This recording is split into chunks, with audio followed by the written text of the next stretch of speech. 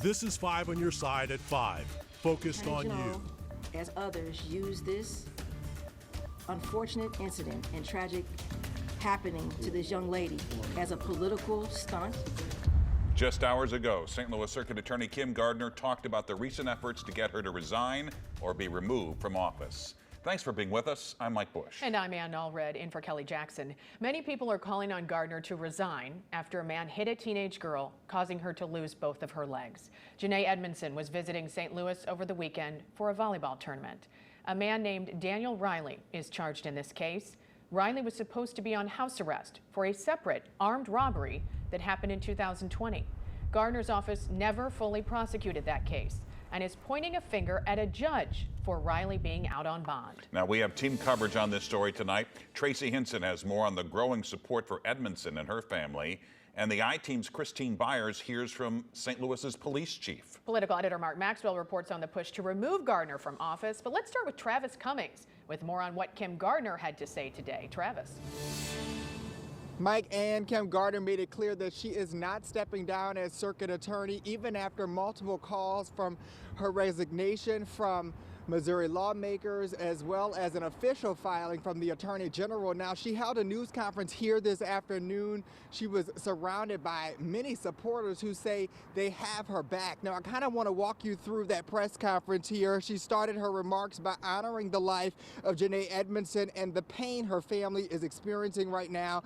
Gardner says she's focused on making sure Daniel Riley, the man accused of causing the crash in downtown St. Louis last weekend, is held accountable. Now, after the crash, we learned Riley was supposed to be on house arrest for a previous crime and violated the terms of his bond dozens of times. Many have said Gardner has been negligent not only this time, but in other cases. Here was her response. While it is true my office could have done more, to say we did nothing is only disingenuous, but it's willfully ignorant of the reality of our court system. My office cannot force a judge to revoke bond for a defendant. Now, this afternoon, a court spokesperson released a transcript from an August 2022 court appearance for Riley. In that transcript, prosecutors, defense attorneys, and the judge all agreed to release Riley on bond. Now, Gardner says her office later made oral request to revoke Riley's bond after he violated the terms of his request, but those requests have not been released. We're live downtown. Travis Cummings, 5 on your side. Now, Gardner spoke just hours after the Missouri Attorney General announced he has started the legal process to remove her from office. Our political editor Mark Maxwell was in Jefferson City today for the AG's news conference, and Mark joins us now in studio to explain how the removal process would work. St. Louis Circuit Attorney Kim Gardner stands accused of willful violation or neglect of her official duties. Those are some of the charges laid out in this new legal filing that reads like a charging document. Missouri's new Attorney General Andrew Bailey addressed the media after Gardner ignored his ultimatum for her to resign at noon. That's when he filed these documents, accusing her of 3 specific violations he claims might meet the legal burden to force her out of office. That's a high bar, and it's a rare occurrence, usually reserved for fraud or corruption or the commission of a crime. But in this case, Bailey's accusations aren't for something Kim Gardner did, but for things he says she didn't do. The circuit attorney has failed to prosecute cases that are pending in her jurisdiction. These are cases she charged but then allowed to languish and have sat and resulted in eventual dismissals or failure to prosecute. She has a constitutional, statutory, and moral obligation to stay in contact with victims of crime and has failed to do so. Finally, that she has neglected her duties by failing to charge new cases referred to her by the St. Louis Metropolitan Police Department. I just got off the phone with aides in Kim Gardner's office moments ago. She has every intention of fighting this proceeding in court, but it's all a new process. They're just starting to wrap their arms around it as they prepare to mount a defense. If the court ultimately does remove her, Republican Governor Mike Parson would appoint her replacement. Today, Gardner said that would amount to voter suppression, disrespecting the very voters that put her there. Mark, thanks. Now, this all comes as the city's new chief of police met with reporters for the first time today. Chief Robert Tracy started as the city's top cop about 30 days ago. He came here from Wilmington, Delaware, and has worked in cities like Chicago and New York. About 90 minutes ago, the I-Team's Christine Byers sat down with them, and she joins us live outside police headquarters downtown. Christine. Mike, the St. Louis Police Department has had a contentious relationship with Kim Gardner for years. Police sources have said they are frustrated about the way she prosecutes cases. We wanted to know Chief Tracy's opinion on Gardner's future. Do you think Kim Gardner needs to resign? My job is to make sure that we do everything right in policing, help reduce crime. I'll work with anyone in the criminal justice system. I have done that in 3 other cities, including this city. So we're going to continue to work with the circuit attorney's office because we got a job to do. We got to do it professionally. So I stay more apolitical and just work with whoever's in office. So for me to make that decision, that's not my decision. My decision is to make sure my officers are bringing the best cases. We're doing what we can do and making sure we're doing everything constitutionally, fairly, and the right way to do policing and bring those cases forward. Coming up at 6, I will tell you what Chief Tracy had to say about what he's actually been doing to try to improve the department's relationship with Kim Gardner's office. Live outside police headquarters, Christine Byers, 5 on your side. The support for Janae Edmondson and her family is growing. The teenager from Tennessee was in town for a volleyball tournament when this happened. Our Tracy Hinson is here to show how the volleyball community is stepping up to help, and she has the latest update on Janae's condition. Tracy. So good news, Janae is out of surgery and it went well. Now we received that text in an update from her volleyball club's assistant director this morning. Some more good news. In the same message, they told us the University of Tennessee Southern is honoring her scholarship. The news of her recovery has hit St. Louis-based volleyball clubs. They didn't personally know Janae, but being a player of the game, she is one of them. I sat down with a coach from Team Momentum Volleyball who told me I didn't even have to mention their team, but it's important to Janae's story too. Team Momentum has dealt with loss themselves after 3 players died in accidents over the course of 3 years. Coach Cumby knows the initial wave of support wanes, and she wants to make sure St. Louisans keep it going. It's the lasting support, that we want this girl to be on our thoughts and minds, not just a week from now, but months from now and years from now. Cumby's club, like many others, are planning to wear shirts in support of Janae for the rest of the season, and they are also including the teen in their annual April fundraiser. You can donate to help Janae Edmondson and her family. Just text the word support to 314-425-5355. Boeing is cutting production on a military jet made right here in St. Louis. What it could mean for hundreds of workers. A former lawyer charged with killing his wife and son takes the stand. The lie Alex Murdaugh admits telling after their death. Well, it's Thursday, so a sneak peek at our weekend weather. Clouds Saturday, but a lot of dry time in there in the 50s and near 60 on Sunday, but a good chance of rain in here, and I'll time that out, plus a chance of thunderstorms. Developing news tonight, Boeing says it's halting production of the FA-18 Super Hornet. 1,500 people work on this program. A Boeing spokesperson says this doesn't mean anyone will lose their jobs, and their skills are easily transferred to other programs. The FA-18 has been built at the Boeing plant in St. Louis since 1983. Boeing says it will stop building the jet in 2025 after a delivery to the U.S. Navy.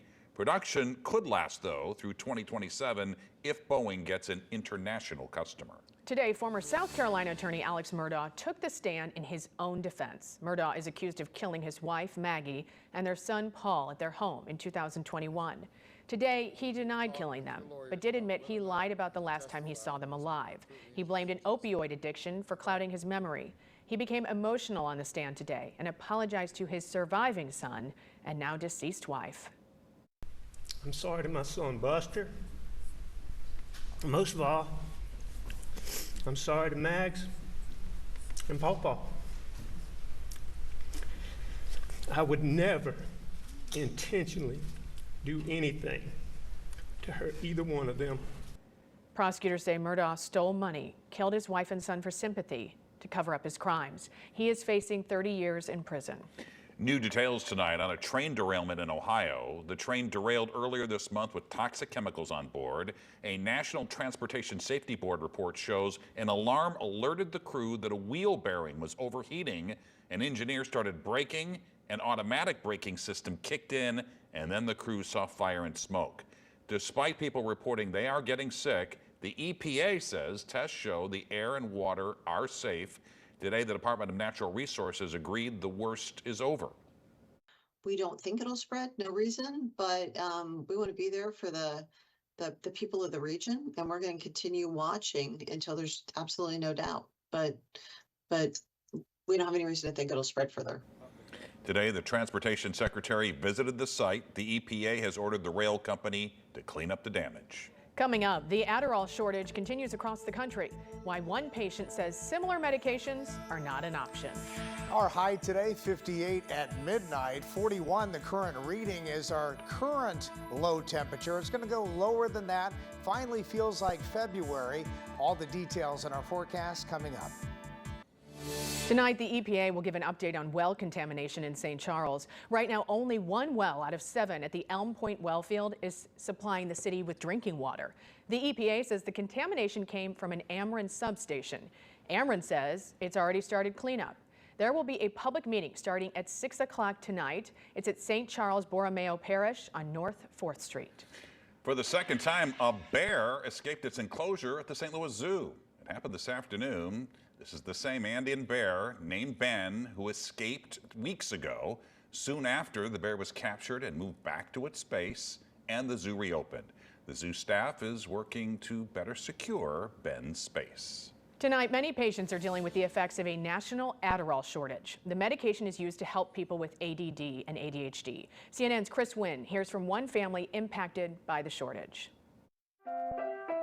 Clara Pitt says Adderall changed her life for the better. It was just like as if anyone's worn glasses and you go around with dirty glasses, you get used to it and you don't realize that they're dirty. But when you clean them off, having that extra bit of clarity makes a world of difference.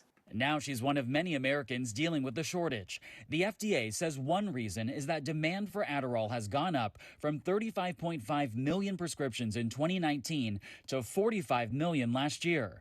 But some manufacturers have yet to clarify what issues they're having, and experts say that's part of the problem. It's really difficult to be able to anticipate and let alone come up with meaningful solutions if you don't know what the problem is. The FDA says it's helping however it can to increase supply, but pediatric psychologist Benjamin Fields says anyone looking for the drug should talk to their doctors. There's other stimulant medications too, and they could talk about whether there's options that their medical provider thinks would be appropriate.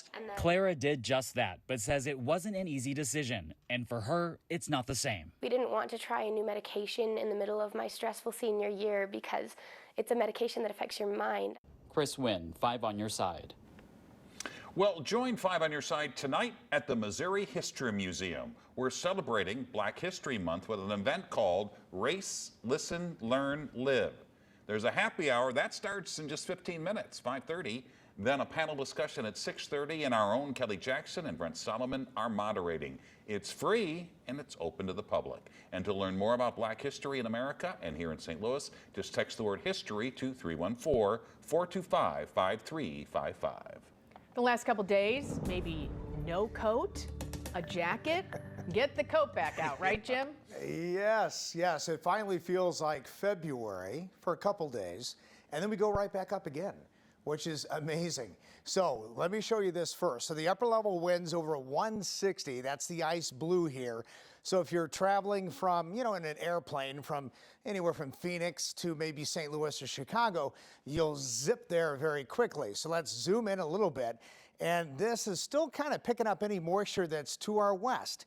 And so you look to our southern counties here, a little bit of cloud cover moving in. Looks like it's raining, but the air is so dry. So really, this is just virga. It's not falling from the sky. But we're watching those upper level winds. And so far, we're going to be clear tonight if you're checking out, of course, the crescent moon, Jupiter, and Venus. And Annis Hopkins sent this in from Edwardsville, and Scotty was talking about this at 4 o'clock. So it's a beautiful sight tonight. Look west. And above the horizon, I saw it last night, a beautiful shot there from Diane also. So there it is, 100 above the park right now. A beautiful sunset, very clear. The clouds in our southern counties will stay there for just a little bit tonight. And then tomorrow we'll see a partly cloudy sky. But overnight lows will be in the 20s. We're falling now into the 30s and low 40s around St. Louis. A little bit warmer to our south and east, but we don't have this. My cousin from St. Louis moved to Portland, Oregon. Caitlin Gaffney, she had 10.8 inches of snow. Her and her family, the kids went sledding today. So lowland snow in Portland, Oregon, it's very rare, but it happens.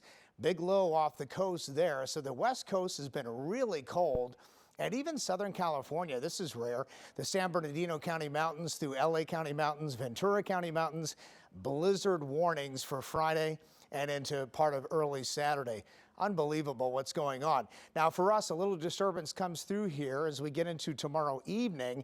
So partly sunny tomorrow. There may be a sleet shower or a rain shower real quickly, not an issue at all. Soil temperatures are above the 50-degree mark. And then as we get into Saturday, it's just mostly cloudy. It is Sunday where another disturbance comes in and another piece of energy from the west, and it comes our way. So showers are likely, maybe some thunderstorms as we get into late Sunday night. And at this point, just looking for some rumbles of thunder and some lightning in there. And we'll watch that situation, but it should all come to an end early on Monday. So lows tonight expected to be in the 20s. It feels like February. Tomorrow 43, Saturday 54, Sunday 60, but keep the umbrellas handy. And then early on Monday, rain, and boy, it's windy Monday, 64 for that high. But look at these numbers, guys, even back to 65 next Wednesday. I like it. Yeah. Thanks, Jim. Yep. Well, he was once vilified in our town for a controversial hand pass, but now could Timo Meyer be a target to come to the Blues? Frank Cusimano has that coming up in sports. The Sports Desk is brought to you by Jim Butler Chevrolet, the Midwest's #1 Chevy dealer, 10 years running. Since the Blues are almost out of the playoff picture, the four most interesting words surrounding the organization are, what will Doug do? That's President Doug Armstrong. So they host the Canucks tonight, but what is far more intriguing is a really good player the Blues could be very interested in, and the Blues have the assets to acquire him. His name is Timo Meyer, and this 26-year-old power forward with the Sharks is a goal-scoring machine. He had 35 goals last year and already has 31 this year. This Sharks team seems like a squad that will be retooling. The Blues would have to get him to commit to a contract before the trade is made, and the note would have to get an expensive defenseman off the books, but he is a fit. Moving the guys with expiring contracts, didn't really do much for the cap as far as next year goes. So yeah, you're going to have to realign your payroll to add somebody of that sort of that level for sure. And so, Torrey Krug and Parayko are two guys whose names come up. If they were willing to accept the trade, this thing could get done sometime maybe ahead of the draft. So do you think the Battlehawks are popular? How about this?